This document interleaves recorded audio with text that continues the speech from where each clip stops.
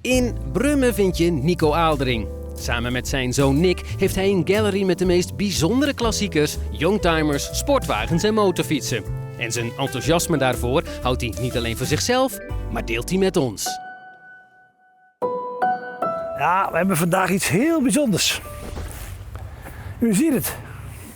Nee, de meesten van u zien het niet. Kijk, dit is een Horch. Wat was nou een Horch? Dat was de tegenhanger van de Mercedes voor de oorlog. Ongelooflijk kostbare auto.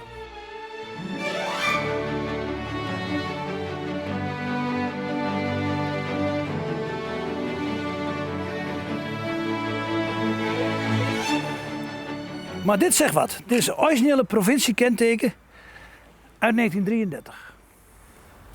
De auto is nieuw geleverd aan een textielkoopman in Groningen. Nou zou je zeggen, in Groningen, zo'n auto verwacht je in Amsterdam of in Den Haag, maar niet in Groningen. Ja, toch wel. Moet je lef hebben om zo'n auto te kopen in 1933, hè? En daarmee rond te rijden.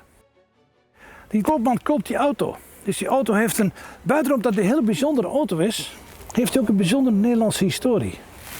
En wat is er nou gebeurd? In de oorlog werd dat ding beslaagnaamd door de Duitsers. Die zeggen, auto in beslaagnaam. Maar het verhaal van die koopman is niet helemaal duidelijk. Ik denk zelfs dat de koopman afgevoerd is, helaas. Ergens naar een concentratiekamp, want het verhaal eindigt daar van de koopman. Ik denk misschien de hele familie wel, wie zal het zeggen. Enfin, na de oorlog zijn er een paar slimme Duitsers die denken, we gaan het ding mee naar huis nemen. Dus op de terugweg van Nederland naar Duitsland komen ze in Nieuweschans aan de grens.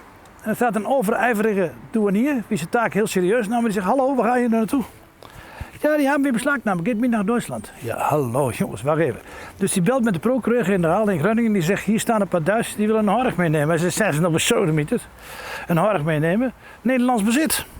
Enfin, hij wordt in beslag genomen door de Nederlandse staat. Meester Van Wijk. En die Van Wijk, die gaat een paar jaar met die auto rijden. En die raakt daar verliefd op en die koopt die auto van de Nederlandse staat. En die heeft die auto 48 jaar in bezit. Je kunt het je niet voorstellen. Na 48 jaar wordt die auto verkocht aan een liefhebber, een goede kennis van mij. En doet 31 jaar om die auto te restaureren. En dit is het resultaat. Dus het bijzondere van deze auto is dat het een Nederlands geleverde Horch is. Hoe is het mogelijk? Ik denk dat ooit eentje geleverd is in Nederland. Die auto's waren schrikbarend duur.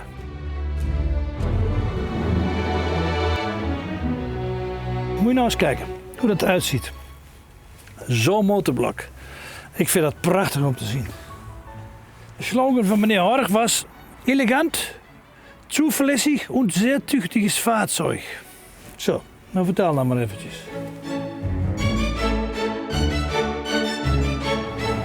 Weet je wat nou zo'n bijzondere uitvinding is?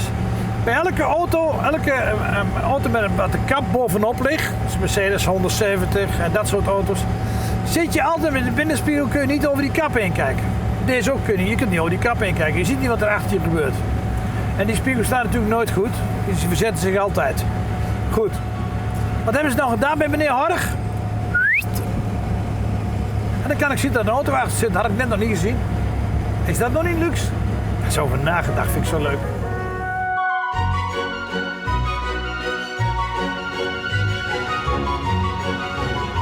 Weet u wat een Horch is? Ja. Ik heb vroeger in de DDR gestudeerd. Ach, dat meen je niet. En toen lieten ze mij in Zwickau de fabriek zien, Ja, waar vroeger de Horch gebouwd werd. dat meen je En niet. dat was toen echt een vervallen ding. Er staat dus nog Horch bij. Dus je kunt nog zien waar dat daar gemaakt werd. Ga ik vanavond opzoeken.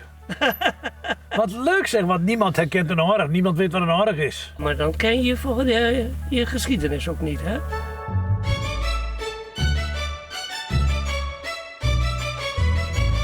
Ja, ik vind hem wel leuk. Ik rijd er nu mee en dan merk je gewoon die auto heeft toch een tijdje stilgestaan, denk ik. Want hoe langer ik ermee rijd, hoe plezierig ik hem vind. Je moet je wel realiseren, zo'n auto is natuurlijk in 1933 is 90 jaar oud, jongens. Waar hebben we het over? 90 jaar oud. De meeste mensen halen het nog niet.